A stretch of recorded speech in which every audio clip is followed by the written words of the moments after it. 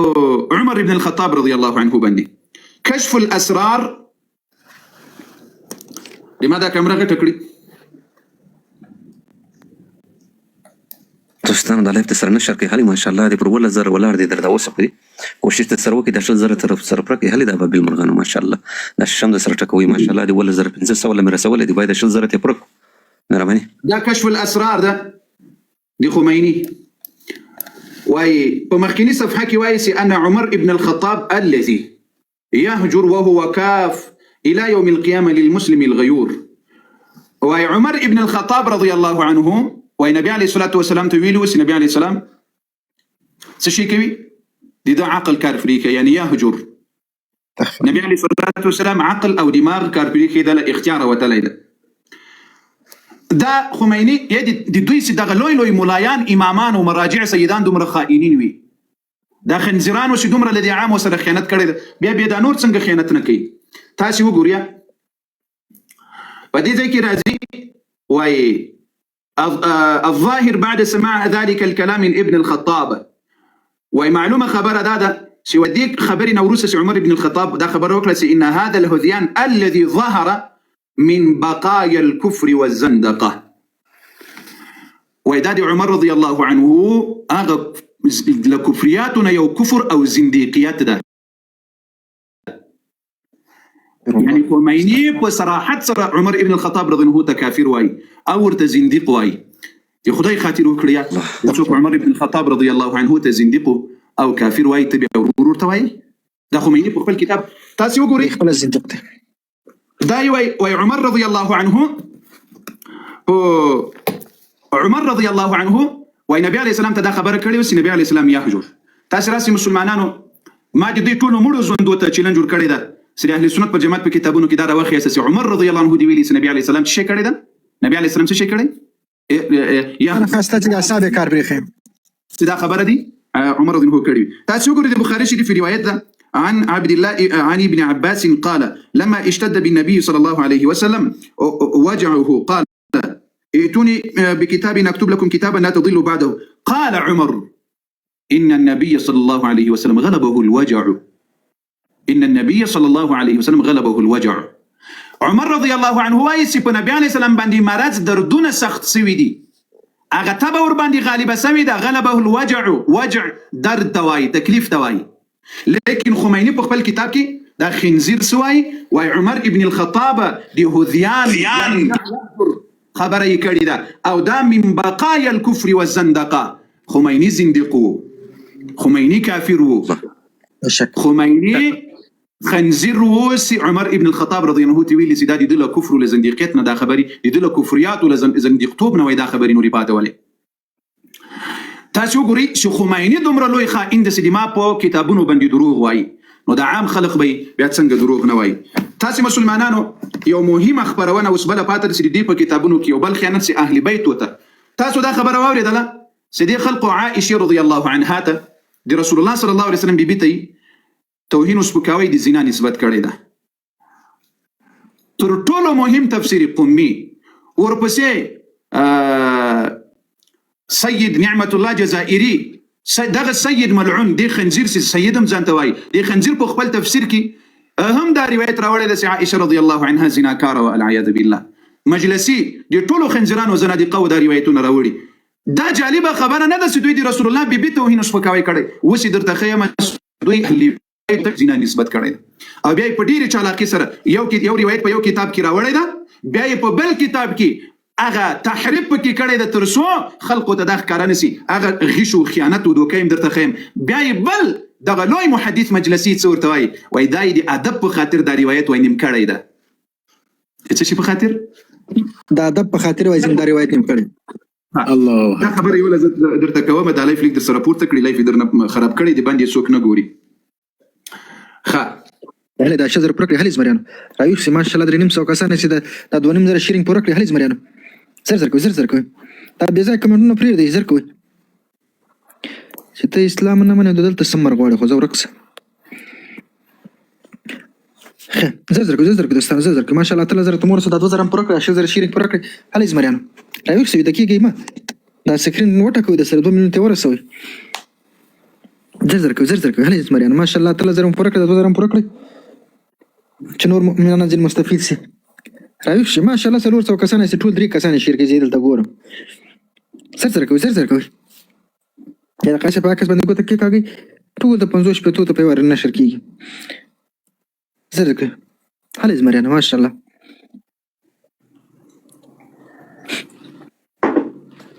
زر کوي هلې امان الله فردي ریپوست هلې زمریان سمیر جان د شرکت ښه مهرباني خالص محترم مسلمانانو دغه ځای هم یاد وساتئ چې دوی نه یوازې چې د رسول الله صلی الله علیه وسلم اهل بیت چې عائشه رضی الله عنها ده د رسول الله صلی الله علیه وسلم جنتی بیبي ده او د رسول الله صلی الله علیه وسلم ډیر زیات محبت ورسره و د دوی له کتابونو نه ما تاسو ته مخکې ثابته کړې وه چې د نبي علیه الصلاة وسلام ډیر زیات مینه او محبت ورسره و او رسول الله صلی الله علیه وسلم د دې په غیږ کې رفیق اعلی ته رحلت وکړل عائشه رضی الله عنها علي رضی الله عنه ورته ام المؤمنین له جنګ جمل نه وروسته ورته وایي نه یوازې داسې دوی د نبي علیه السلام د مبارکې بیبي ته نسبت د زنا کړی ده او په دې توهین او سپکاوي مجلسي په بحار الانوار کې ورته منافقه او کافره ویلې ده او همدغه شان تفسیر القمي تفسیر نور الثقلين بحار الانوار د ټولو کتابونو عائشه رضی الله عنها ته قسم توهین د زنا نسبت د فحاشي نسبت بلکې ما تاسو ته د دوی دا کتاب وښودل خیانت دا کتاب تاسو پیدا کړی دا په انټرنیټ کې در سره ډاونلوډ کړی خیانت عائشه دی عائشه رضی الله عنها په خیانت یعنی چې هغه العیاذ بالله فاحشه و زانیه و اعوذ بالله دا کتاب خالص د دې لپاره لیکلی ده دا کتاب څه شي خالص د دې لپاره لیکلی ده د دې کتاب په 2 صفحه کې دا لوی خنزیر آیت الله العلامه المحقق شیخ محمد جمیل دا ملعون په دې کې وایي چې عائشه رضی الله عنها رضی خانه چلوله او عائشه رضی الله عنها خپل څه شي و خپل يم او بیا وروسته په دې بل صفحه کې پسې راځي چې وایي د نبی علیه السلام په ژوند دا کار کول امر نه وروسته دا کار کول په دې باندې ما د دوی په دغه مخامخ سي درته وایي چې والله سنیان دي مګرونه دي او دا د مو په چا پسې بدورت نه وایي په دې پسې ما ګرځېږي نه یوازې چې د رسول الله د صحابه او توهین د رسول الله د امهات المؤمنین او توهین سپکوي کړي اوس راسه د اهل بیت او اهل بیت ته د زنا نسبت کړي ده بلکې د علي رضی الله عنه څومره شی و د ټول وایزانیانو څه شی و ټول وایزانیانو ټول ځانیانو استغفر الله تاسو راسي دوستانو والله دی وکړي چې دا لایف درنه بند نکړي خو تر نږدې سو لایف ګوري بیا قصه خرابې خبرونه پاتې ده مسلمانانو دا الکافی د کلینی کتاب د الکافی د دوی معتبر پاس معلومیږي درته کنه معلومیږي الکافی د دې څوار لسم جلد د دې وڅلوېښتمه صفحه ده دغه وڅلوېښتمه صفحې نه مخکې دا روایت لسره درته ښکاره کړم امدا الکافی شیخ کلینی څوار لسم جلد شپږ څلوېښتمه صفحه ده لدین ځکه دا روایت را شروع کیږي دا روایت راځي دا لوی روایت ده وی علي رضی الله عنه ویل په کافي کې چې کوم روایت راځي یوه زنانه ورته راغله دې ځای ته وګورئ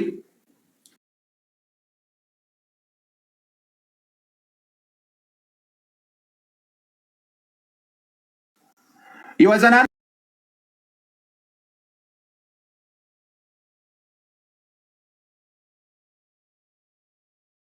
ورته راغله یو صفحه بله مخکې دوسې دا روایت له سره راواخلو چې خلکو ته بیا شک پیدا نه سي دې ځای ته وګورئ یوه زنانه ورته راغله هغې ورته وویل چې یا امیر المؤمنین چې ما ته څه شی وکړه ما له زنا نه پاکه کړه له ما نه زنا سوي دا حد را باندې جاري کړه نو کله چې دا خبره ورته وکړله علي رضی الله عنه ورته وویل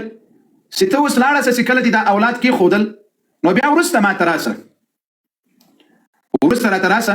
په ډېرې بښنې سره دا صفحه له سر نه دا روایت راواخلم چې مسلمانانو ته ښکاره سي نو بیا وروسته ورته راغله چې یا امیر المؤمنین ما دې ماشوم ته 2 کاله شیدې ورکړلې څو 2 کاله مې وایي دې ته شیدې ورکړلې نو اوس په ما باندې حد جاري کړه نو علي رضی الله عنه دې باندې راوت الخلق ته ویل یا ایها الناس اے خلقو دا ځای درته معلومیږي که نه معلومیږي یا ایها ان الله تبارک وتعالى عهد الى النبي صلى الله عليه وسلم. یو نقطې ته راته متوجي سي سر مخلاص. علي رضی الله عنه دا سراغله علي رضی الله عنه خلق را وغوښتل او دا په کوفه کې کله چې خلق را وغوښتل علي رضی الله عنه خو امیر المؤمنین ده اوس ښځې ته زنا سزا ورکوي د زنا حد ور باندې جاری کوي. نو خلکو چې ویل چې ای خلکو الله له نبی علیه السلام نه دا عهد اخیستلی ده او بیا نبی علیه السلام له ما نه دا عهد اخیستلی ده چې موږ به چا باندې حد نه جاری کوو من لله علیه حد چې په هغه خلقو باندې د الله له طرفه حد وي ورباندې یعنی د داسې چا په مخ کې به موږ حد جاری کوو د زنا چې نورو خلقو په پټه کې زنا نه وي کړي. په خبره مو سره خلاصېږي که نه خلاصېږي؟ وخرسي محترم بالکل مهرباني. وای الله له نبی علیه السلام دا تعهد اخیستلی نبی علیه السلام له ما نه دا تعهد اخیستلی چې موږ به په هغه چا باندې حد جاری کوو په هغه خلقو کې دغه خلقو په مخ کې چې په هغو باندې حد نه وي. فمن كان لله عليه حد چې په چا باندې د الله له طرفه حد وي مثل ما له عليها لکه څنګه چې په دې ښځه باندې ده فلا يقيم عليها الحد بیا به حد نه جاری کیږي بیا به څه شی نه کیږي بیا به حد نه جاری کیږي. که داسې روایتونه د اهل سنت په کتابونو کې راغلي وای او یا د اهل سنت په کتابونو کې د اهل بیت او توهین راغلی وای او یا د صحابه په شان کې داسې روایتونه راغلي وای د زنديق او د خنزیر زامنو په پروتشتري چاپ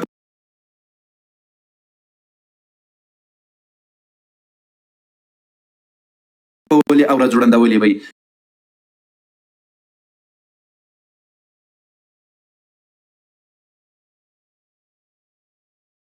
لیکن دا د په کتاب کې د اهل بیت توهین راغلی اهل بیت او چې زانیان ویل دي د علي رضی الله عنه ټول شی وای زانیان اوس ورته وګوري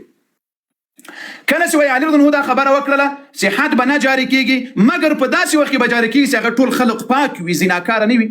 اوس وګوري بلې صفحې ته ځو بلې صفحې ته او څلوېښتمې صفحې ته ځو. قال فانصرف الناس يومئذ كلهم طول خلق واپس ول ما خلا امير المؤمنين علي عليه السلام والحسن والحسين عليهم السلام فاقام هؤلاء الثلاثه عليها الحد يومئذ دغه درایو کسانو دي زنانه وته سزا ورکړه چې څومره د علي رضی الله عنه شیاو دا ټول زانیانو. فانصرف الناس يومئذ كلهم کله چې علي رضی الله عنه ورته وویل سوای ای خلقو اوس که موږ شیاو ته ویل سي دوی موږ ته وایي اهل سنت ولدي زنا دي او د علي رضی الله عنه ټول شی ولدي زنا و. الله اكبر بالکل ايه صحيح سند سرا. ففي من صرف يومئذ محمد ابن امير المؤمنين دي علي رضي الله عنه زوي محمد ابن الحنفيه دي حسن وحسين عليهم السلام رور دامو په دې خلکو کې واپس ذکر غم وزنا کړي او العياذ بالله استغفر الله دا توهین کوس اهل سنت کړي وای اي عام وغيرتمن وشيو دي علي رضي الله عنه زوی وګوره دا خیانت زوز درته خیم په بل کتاب کې دغه عبارت لري کړي ډیلیټ کړي ده په بل کتاب کې اوس درته خیم وانصرف في من صرف يومئذ وای په هغه کسانو کې چې واپس یو په غیرت محمد ابن امیر المؤمنین محمد امام حسن علیه السلام رور امام حسین علیه السلام رورم وای واپس شو زکه چې اغنم زنا سوي والعياذ بالله. استغفر الله ربي. یا ابوبکر دی عمر بچای به پیدا کیږي د مو خیانت به په ګوته کوي خلقو ته نو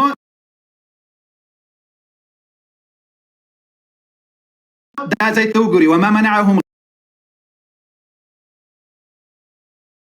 غیرهم تر دغه ځای ښه ورته متوجي سي په کمنټونو کې ولیکي وما منعهم غیرهم چې درته یاد سي دا جمله م یاد وساتئ. وانصرف في من صرف يومئذ محمد ابن الحنفي ابن امير المؤمنين عليه السلام دا ياد وسطي راجو بالكتاب ده من دا څوک د مكتبه الشيعة من لا يحضر الفقيه الشيخ صدوق څلورم جلده درې دیرشمه صفحه ده څلورم جلده درې دیرشمه صفحه ده راځي په خیر ګوري هغه روایت دې ځای ته سم متوجي سي بارك الله فيكم. يا ايها الناس کتاب معلومیږي درته کنه معلومیږي خاص صحیح معلومه خارجي محترم دې ځای ته وګوري کوم کتاب ده دا شیخ صدوق ده دا خائنين دي دوی من لا يحضر محدثين دي. الفقيه. ما لا يحضر الفقيه په اصول اربعه کې معتبر کتاب ده الشيخ صدوق. په دې ځای کې وګورئ مسلمانانو علي رضی الله عنه ویل یا ایها الناس په کافي کې ګوریا په کافي کې سم التما درته ویل سي امام علي رضی الله عنه څه ویل یا ایها الناس اما غیر ویل چې کوم مسرور باندې اخلاص یا ایها الناس ومولیدل کوم ولیدل بس محترم يا ربي. يا أيها الناس إن الله تبارك وتعالى عهد إلى النبي صلى الله عليه وسلم قولي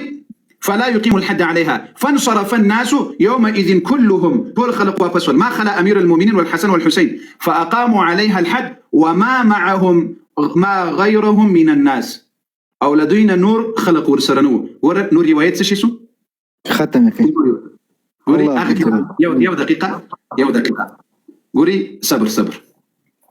چې کوم سره در خلاص کوم شیا و توایم چې تاسو محدثین دومره در سره خائنین دي ګوري دا روایت څنګه ده وما معهم غيرهم قال وانصرف في من انصرف يومئذ محمد ابن امير المؤمنين عليه السلام دلته روایت پای ته رسیږي ومولیدل ښه اوس په دې کتاب کې وګوري مسلمانانو فاقاموا الحد وما معهم ما غيرهم من الناس لدوی سره نور هیڅوک خلق نو شي وکړل نور څه شي وکړل روایت ختم شو بل روایت قال صادق عليه السلام ان بل روایت شروع کیږي دا خیانت وسولي کړی دا د دوی مجلسي وسلوي محدث را پیژني دا خیانت د دوکه د وسولي کړی دا کافي ټول روایت راوړی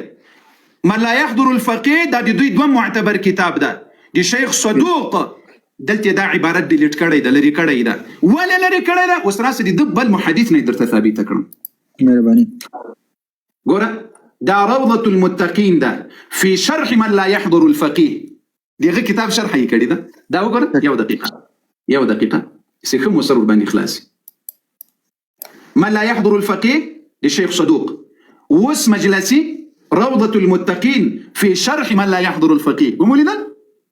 ارس مهرباني دې له سم جلده دې 15 سم صفحه ده دلته ورته وګوري مسلمانانو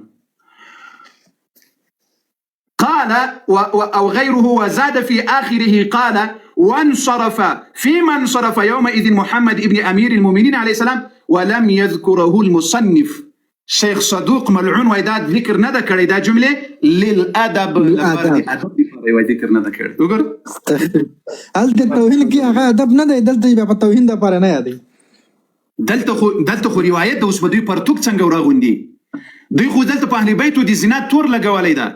اهل بیتو دي زنا نسبت کړی دا اوس ګوره کافي ټول عباره ګوري وانصرف في من صرف يومئذ محمد بن امير المؤمنين کولینی په کافي کتاب کې دا ټول عبارت راوړی دا او